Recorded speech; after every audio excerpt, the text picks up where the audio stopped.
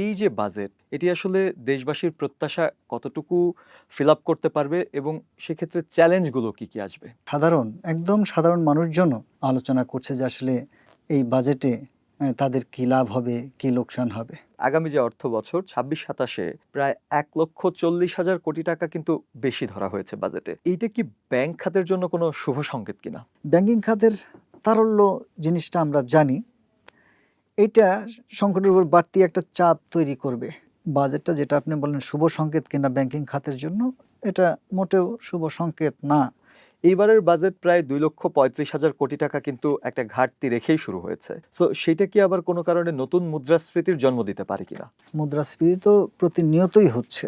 ১,৪০,০০০ কোটি টাকা বেশি বাজেট, মানে আকারটা বেড়ে যাচ্ছে।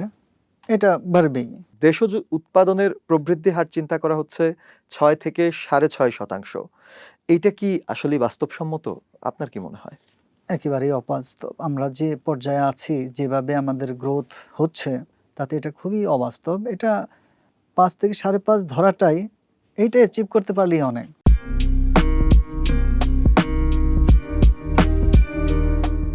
প্রিয় দর্শক, আশা করছি আপনারা ভালো আছেন। আপনাদের স্বাগত জানাচ্ছি নাগরিক প্রতিদিনের আলাপচারিতায়। আজ আমরা কথা বলবো আগামীর বাংলাদেশের ভাগ্য নির্ধারণী বাজেট নিয়ে।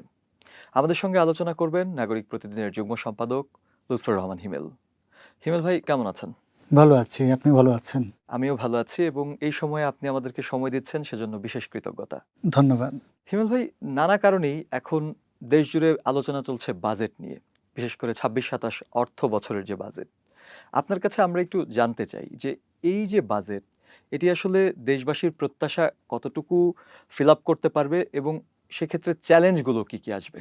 আসলে আগে বাজেট নিয়ে মানুষের মধ্যে এতটা মাতামাতি ছিল না।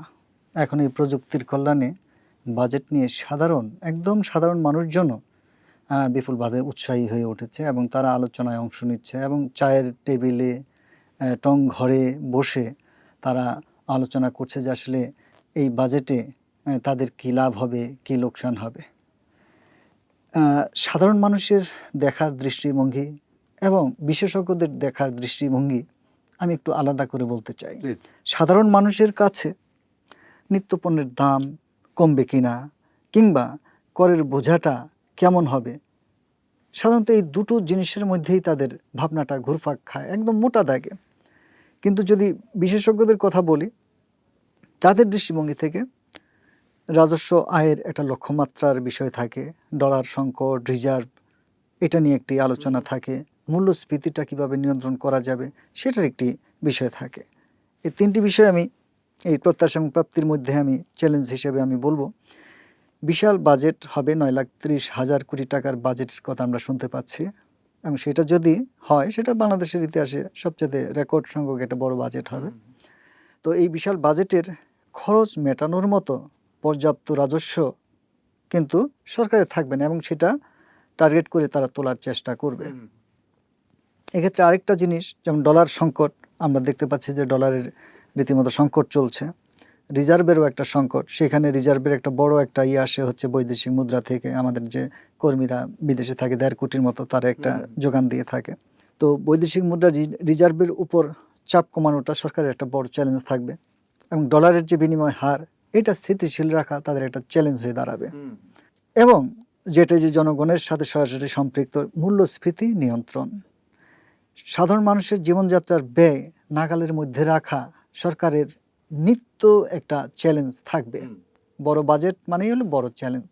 জনগণের কাছে নিত্য পণ্যগুলোকে এফোর্ডেবল রাখার যে ব্যাপার, সেটা একটা চ্যালেঞ্জ। হিমেল ভাই, আমরা এই ব্যাপারে আরেকটু প্রশ্ন আপনার সঙ্গে যুক্ত করব। চলতি অর্থ বছর যেটা আমরা দেখলাম, অর্থাৎ ২৫-২৬ যে অর্থ বছর, তখনকার চাইতে এইবারের যে অর্থ বছর, অর্থাৎ আগামী যে অর্থ বছর ২৬-২৭ প্রায় ১,৪০,০০০ কোটি টাকা কিন্তু বেশি ধরা হয়েছে বাজেটে।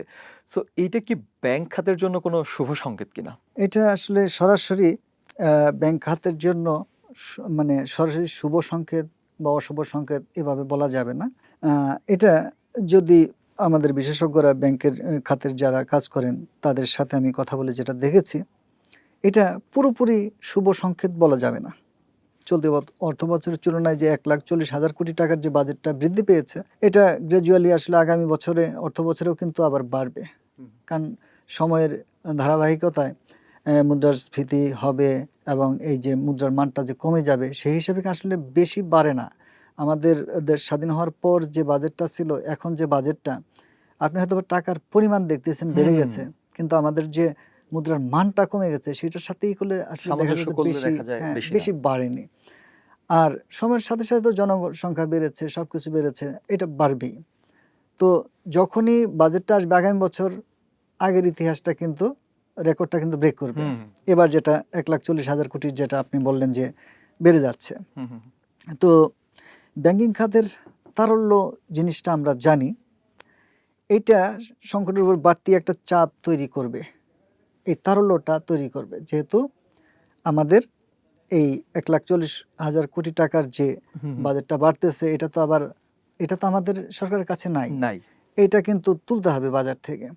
তুলতে গেলে ব্যাংক নোট ছাপাতে পারে, আর নোট ছাপালে কি হয় আমরা জানি, আমরা উৎপাদন যদি না বাড়ে, নোট যদি বেড়ে যায়, তখন কিন্তু নোটটা কিন্তু ছড়িয়ে যাবে এবং টাকার মান কিন্তু আরো কমে যাবে। 1,40,000 কোটি টাকার যে বেড়ে যাচ্ছে বাজেটের আকার, বড় বাজেট মানেই বড় চ্যালেঞ্জ। হ্যাঁ, এই যে টাকাটা, এটা কিন্তু সরকার বিভিন্ন খাত থেকে উঠিয়ে আনার চেষ্টা করবে। এর মধ্যে যদি আমি আর একটু যুক্ত করি, আমরা মুদ্রাস্ফীতির প্রসঙ্গ কিন্তু আপনি নিয়ে এসেছেন ইতিমধ্যে। এইবারের বাজেট প্রায় 2,35,000 কোটি টাকা কিন্তু একটা ঘাটতি রেখেই শুরু হয়েছে। সো সেটা কি আবার কোনো কারণে নতুন মুদ্রাস্ফীতির জন্ম দিতে পারে কিনা? তা তো অবশ্যই, মুদ্রাস্ফীতি তো প্রতিনিয়তই হচ্ছে। যেটা আমি আগে বলছিলাম যে 1,40,000 কোটি টাকা বেশি বাজেট মানে আকারটা বেড়ে যাচ্ছে, এটা বাড়বেই, এটা প্রতি বছরই বাড়বে এবং প্রত্যেকবারই রেকর্ড ব্রেক করবে তারা। তো এইবার যে বাজেটটা, যেটা আপনি বললেন শুভ সংকেত কিনা ব্যাংকিং খাতের জন্য, এটা মোটেও শুভ সংকেত না। কারণ এই ক্ষেত্রে সরকার ব্যাংক থেকে ধার করার চেষ্টা করবে এই ঘাটতিটা মেটানোর জন্য। তো এই ক্ষেত্রে যে বেসরকারি খাত, তারা কিন্তু আবার বঞ্চিত হবে, যেহেতু সরকারি বেশিরভাগ টাকা নিয়ে নেবে, তখন বেসরকারি খাত থেকে কিন্তু প্রোডাকশনটা আসে, প্রোডাকশনটা কিন্তু কমে যাবে তখন। ফলে এটা তারল্য, আরো অশনি সংকেত, এবং এটা তারল্য দেখা দেবে। এই তারল্যটা যেটাকে বলে ক্রাউডিং আউট, তো এইটা সামাল দিতে সরকারের ব্যাক পেতে হবে, দেখতে হবে যে তারা কতটা স্মার্টলি এটা মেনটেন করতে পারে। ভাই, এই জায়গায় যে প্রশ্ন আরো আসে, আসলে আমরা দেখলাম যে 26-27 যে অর্থ বছর, মানে আগামী যে অর্থ বছর আছে, সেখানে মোট দেশজ উৎপাদনের প্রবৃদ্ধি হার চিন্তা করা হচ্ছে 6 থেকে 6.5%। এইটা কি আসলে বাস্তবসম্মত? আপনার কি মনে হয়? একেবারেই অবাস্তব। আমরা যে পর্যায়ে আছি, যেভাবে আমাদের গ্রোথ হচ্ছে, তাতে এটা খুবই অবাস্তব। এটা 5.5 থেকে 5.5 ধরাটাই, এইটা অ্যাচিভ করতে পারলেই অনেক। সেই ক্ষেত্রে 6.5 জিডিপি লক্ষ্যমাত্রা অর্জন করা, লক্ষ্যমাত্রা তো দিতেই হবে আমাদের। আমি যদি 10 ফিট লাফ দিয়ে যেতে চাই, আমাকে 11-র একটা নিতে হবে। আমি যদি 11 যদি আমি পার হতে যাই, আমার 12 লক্ষ্যমাত্রা নিতে হবে। তো আমাদের একটা বাস্তবের মধ্যে থাকতে হবে, কল্পনার মধ্যে থাকলে চলবে না। যেটা একটু আগেও আমি বললাম যে 2,35,000 কোটি টাকার যে ঘাটতি নিয়ে বাজেটটা শুরু হবে, তো সেখানে বিরাট একটা মূল্যস্ফীতি আমরা পাবো, সাক্ষাৎ হবে আমাদের সাথে। সেই মূল্যস্ফীতিটা বাজারে কী ক্রিয়া করবে, জনসাধারণের উপর কী ক্রিয়া করবে, সেটা একটা আমাদের মানে খুবই চ্যালেঞ্জ এবং অশনি সংকেত আমাদের জন্য। আমরা সেটাই হয়তো বা সামনে পেতে যাচ্ছি। হিমেল ভাই, সেক্ষেত্রে একজন গবেষক হিসেবে বা বিশ্লেষক হিসেবে আপনার কাছে যদি আমরা আসি, আপনি এই মুহূর্তে দাঁড়িয়ে, অর্থনীতির এই পর্যায়ে দাঁড়িয়ে, সরকারের জন্য আপনার কোনো পরামর্শ আছে কিনা? সরকারকে আমি বলবো যে বড় বড় মেগা প্রজেক্টের দিকে না গিয়ে ছোট ছোট প্রজেক্টের দিকে থাকা, এবং তাদের যে বাজেট ঘাটতিটা, সেটা করের মাত্রা জনগণের উপর বেশি মাত্রায় না চাপিয়ে তারা কিভাবে সামাল দিতে পারে, সেটা একটা ওয়ে বের করা। আমরা এমন একটা সময়ে এই বাজেটটা পেতে যাচ্ছি, সরকারেরও নতুন, এবং বিশ্ব একটা যুদ্ধের ভেতর দিয়ে যাচ্ছে, হুম। যদিও যুদ্ধবিরতি চলছে, কিন্তু সেটার ইফেক্ট কিন্তু প্রতি মুহূর্ত পড়ছে প্রত্যেকটা দেশে, আমরাও মানে সেটার বিশ্ব ভুক্তভোগী। অর্থনীতি একরকম আসলে একটা দোদুল্যমান অবস্থায় রয়েছে। দোদুল্যমান অবস্থা, এবং সেটার সাথে আমরাও জড়িত। কারণ বিশেষ করে জ্বালানি, হ্যাঁ, জ্বালানির উপর কিন্তু আমরা বিশ্বের সাথে জড়িত, নির্ভর আমরা করতে হচ্ছে। তো এই ক্ষেত্রে উচ্চাভিলাষী, হ্যাঁ, বাস্তবতার বিবর্জিত কোনো চিন্তা ভাবনা আমাদের করলে আমাদের সেটি হয়তো বিচক্ষণতা হবে না। বিচক্ষণতা হবে না। নতুন একটা সরকার, তারা কিন্তু আস্তে আস্তে সবকিছু বুঝে নিচ্ছে, এবং তারা সবকিছু সামাল দিতে পারছে এমন নয়। যেমন উৎপাদন, গ্যাস, বিদ্যুৎ সংকট কিন্তু আমরা দেখতে পাচ্ছি। হ্যাঁ, ডলারের সংকটে কাঁচামাল আমদানি কিন্তু প্রতিনিয়ত ব্যাহত হচ্ছে। ব্যবসায়ীরা কিন্তু খুব খারাপ অবস্থার ভেতর দিয়ে যাচ্ছে। তাদেরকে কিন্তু গত ১৭ মাসে অন্তর্বর্তী যে সরকার ছিল, তারা কিন্তু ব্যবসায়ীদের কোনো সহযোগিতা করেনি। এটা তাদের একটা ভুল স্ট্র্যাটেজি এবং ছিল। বড় বড় গ্রুপ অফ কোম্পানিরাও নানা তারা ধরনের সাফার ক্ষোভ করেছে, জানিয়েছে। এবং তারা যদি সহযোগিতা করত, সরকার যদি সহযোগিতা করতো, আমাদের কিন্তু এতটা পিছিয়ে থাকতে হতো না। এই যে নির্বাচিত সরকার দায়িত্ব নিয়ে, তাদের কিন্তু এত একটা চ্যালেঞ্জের মধ্যে পড়তে হতো না। সংকট যাচ্ছে, কিন্তু আমাদের কিন্তু সম্পদ আছে। সেই সম্পদের যে সুষম ব্যবহার, সেটা যদি নিশ্চিত করা সেটি যায়, হয়তো ব্যাহত হয়েছে। হ্যাঁ, সেটা ব্যাহত হয়েছে। ফলে এগুলা করা গেলে প্রবৃদ্ধি কিন্তু ঠিক থাকতো, কিন্তু প্রবৃদ্ধি আমাদের মারাত্মকভাবে থমকে গেছে। হ্যাঁ, অন্তর্বর্তী সরকারের যে ভুলগুলো, সেখান থেকে শিক্ষা নিতে পারে এই যে আমাদের বিএনপির বর্তমান যে সরকার। সরকার। রেমিটেন্সের প্রবাহ কিন্তু বাড়ছে, এবং তাদেরকেও সাপোর্ট দিতে হবে। এই যে আমাদের শ্রমিক কর্মীরা যে যায়, তাদেরকে যদি যাওয়ার ক্ষেত্রে যদি আমরা সহযোগিতা করি এবং দক্ষভাবে যদি তাদেরকে পাঠাই, ঝাড়ুদার গেলে তো সে বেশি বেতন পাবে না। একজন ড্রাইভার যদি মিনিমাম একটা নিয়ে যায়, 10 গুণ বেশি বেতন পাবে সে।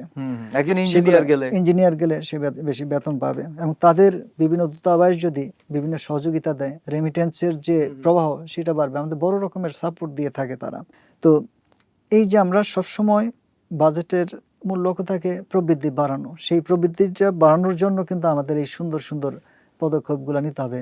বাস্তবতা বিবর্জিত, কল্পনার ফানুস উড়িয়ে কোনো পদক্ষেপ নিলে সেটি অর্থাৎ কাজে আমরা কাজ যদি হবে না। একবারই সংক্ষেপে আসি হিমেল ভাই, ব্যাপারটা হচ্ছে খুব বিচক্ষণতার সাথেই এই সিদ্ধান্তগুলো নিতে নিতে হবে। হবে।